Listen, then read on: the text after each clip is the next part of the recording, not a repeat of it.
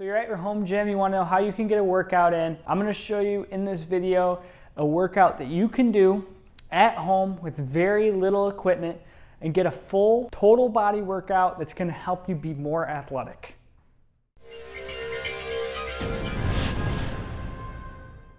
Most of you guys at home have dumbbells, have some sort of band. I'm going to go through a few things that I would do with just some average weight dumbbells. Maybe you only got 2 dumbbells at home. Most people have a couple sets of dumbbells. So I'm just going to go through a couple dumbbell exercises and band exercises to allow you to get the most out of your home workout. Mix this one in. I'm sure you're doing a bunch of other stuff if you're staying dedicated. That's the most important thing during this time. A lot of people are going to be sitting on their butts, watching Netflix, watching movies. You can take about 30-40 minutes a day, make yourself better. Take some time and do some reading and do some other things as well. Get yourself better in multiple ways. So just to start off, I got a band here, and you can have any size band. I'm going to take up a ton of the slack here. I'm in a semi-lunge position, and what I'm working on here is my lead leg. So I'm going to come out of it and then into it. So I'm rotating. So my hips are facing outside of my foot that way. I'm rotated all the way down, and now they're facing open. In, open. So I'm working on my glute, and take up the slack in the band. I don't have any slack. I'm stretching this band hard. And this is an interesting exercise, but it's a great primer. Great way to get the glutes activated before I go into some more advanced stuff, some more difficult stuff. So I'm going right down there by my foot. And I'm going to do it on both sides. So from there, and I'll just talk about why that's important really quick. At the end of the throw, I have to decelerate through that glute into this motion, which is adduction and internal rotation. And then from there, I can go right into an exercise here. I got 35-pound dumbbells. Doesn't really matter what you have. If you have lighter dumbbells, go more for the endurance portion, or do more single leg activity. So here I'm going to do both legs, and I'm going to go out into the lunge, down towards my foot.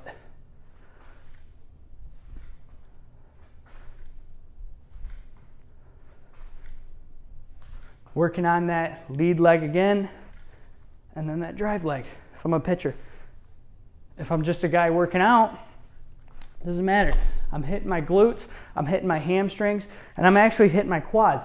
So in actual pitching, the way that it works is I land, quads stabilize, hamstrings stabilize together with the glute, and they contract all at the same time, slowing my knee coming forward when I land, as well as slowing my chest coming forward. So I incorporate all those into that exercise, get some momentum, mass and momentum going forward, and then decelerate it through with a little added load. From there, I could go lighter dumbbells. If I don't have lighter dumbbells, I'll keep the same ones. I happen to have some that are a little lighter here. And what I'm going to do is I'm on kind of one leg predominantly here. So I'm more on my right leg than my left. A little bit of balance. And then from there, I'm going to step and drive into the other leg. And this one, I'm just loading and reacting. Another preparatory exercise for the next one. So I'm just incorporating some lateral movement. From there, I drop one, I come up, I got a goblet position. Now here's where I actually do my lateral lunge. So that's preparing me, so now I can actually go into it. Both legs. And then, if I have a chair or a box, I'll come over here. This is actually at our admin building. We're in construction here of a new little weight room, nice little weight room for staff. So it's pretty much a home gym right now. Not too much equipment at all in here. So if I come to a chair, if I have a box, now I'm going to work on how quickly, I'm working on power exercise. How quickly, with one leg, can I stand up? Switch, boom. I'm trying to go as quick as possible. And technique isn't as important. I might get a little lift off my foot. I'm just trying to create as much force as quick as possible. And I might do, 10 each leg with a significant amount of rest. So I might go here, 10 each leg. And from there, I've done some explosive work in terms of power development in a fatigued state, which is often where I'm at in the game. So now I've done some preparatory exercises, just getting me to load and react, and I loaded it. And I don't have to load it, but I loaded it. So you could do that without dumbbells, and then from there, you can go more into your, lateral excursion.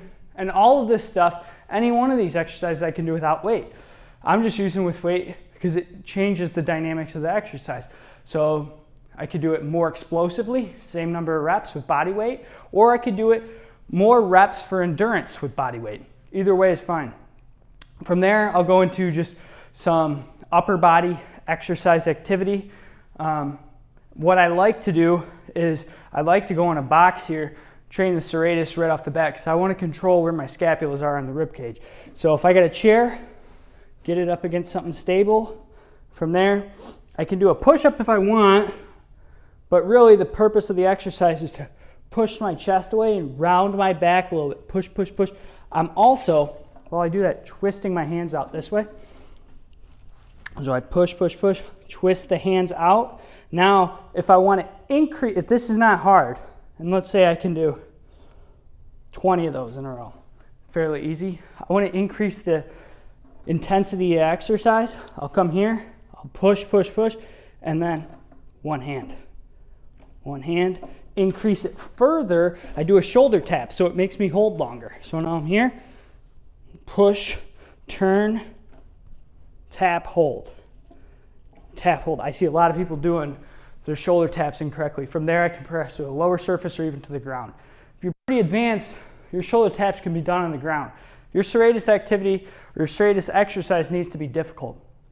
I see a lot of people, foam roller, doing this, and while that's fine, it's not really teaching the serratus to contract more than it is now, or it's not teaching it to actually be stronger. And we know the serratus has crazy amounts of activation during the throw. And if you're just doing this, you can get maybe 25% of your activity unless you're really pushing hard. And then once again, there's no resistance. So I'm not recruiting as many motor units and things like that. So feel free to try out that one first. From there, if you do have lighter dumbbell or you have a band, you already have your tricep exercise in. So the way I like to do it is I like to come here and I like to press. So it's kind of a mixture between, and I don't have a lot. This is 10 pounds. I'm going to do a shoulder press, except I got the weight resting on my shoulder, and then elbow goes up, elbow goes up. So what I'm actually doing is I'm training 2 heads of the tricep, and we know there's 3. And then after I do that, I can hit here, just standing for the next one. Different exercises than what a lot of people do. So then you're training with variability. Now, a lot of times I use my band, and I'll actually hook my band up high, up here, and do my tricep as I've shown you in a ton of videos. I want to show you guys something a little different here. So you're here, weight on the shoulder. I'll show you sideways. Boom, press, press, press. From there, I can actually go right into some isometric exercises for the rotator cuff. One of the ones that I like to do here, take a foam roller. You can actually put whatever you want here, but the foam roller allows me to go farther back this way and do varying degrees of ER. So I'm here, and I'm keeping my elbow above my shoulder. If I have to move this up, I will. Right there, and I'm just pushing, trying to do this. I'm trying to rotate back into it. I can push my elbow out that way towards the wall, and I do the same thing. If I want to train a different part of the muscle, I come here. If I really want to get it at end range, go there. And that's where it gets hard. I'm tucking my chest under. I can do the same thing in a lunge if I want to make it harder. So there you go. There's a decent amount of exercise, and of course, I can add other things. You guys know a bunch of exercises. I'm trying to show you some different things you can do because you already know the basics. So you saw different exercises than what you might typically see here, and I think that's good because we need to incorporate variability. A lot of people are going to be injured after this time period down because they're all doing exercises a lot of times in the wrong way, and they're doing a ton of the same exercises because you're not always sure, like, hey, I know these exercises, but maybe I don't know as many variations, or maybe I'm trying variations that may not be as healthy for me. So these will be pretty good for 99% of people, and it's going to add variability so you're not stuck doing the same thing every time. So if you like this video, make sure to subscribe and like the video because that tells us what you like. We can make more on this, more on home stuff. I'll make 20 videos on it if that's what you guys want to see. And then from there, make sure to check out our website, overheadathletics.com. If you're sitting there looking for a corrective exercise program, looking for a throwing program, we've got those already designed for you. We put in the work. We've put together a bunch of stuff, percent exertion, what days you're doing what. It's all on our website, overheadathletics.com. Under programs, 12-week programs, you'll find them. There's a return to throw programs that are shorter ones. So if you haven't been throwing for a while, jump on there. There's 30-day programs, relatively inexpensive, that'll take you through each phase of the throw, teach you how to throw more efficiently, and then condition your arm to get you back on the field. Because once this thing's over, teams are going to be jumping right into it. You don't want to be left behind. So check that out, overheadathletics.com, and I'll see you in the next video.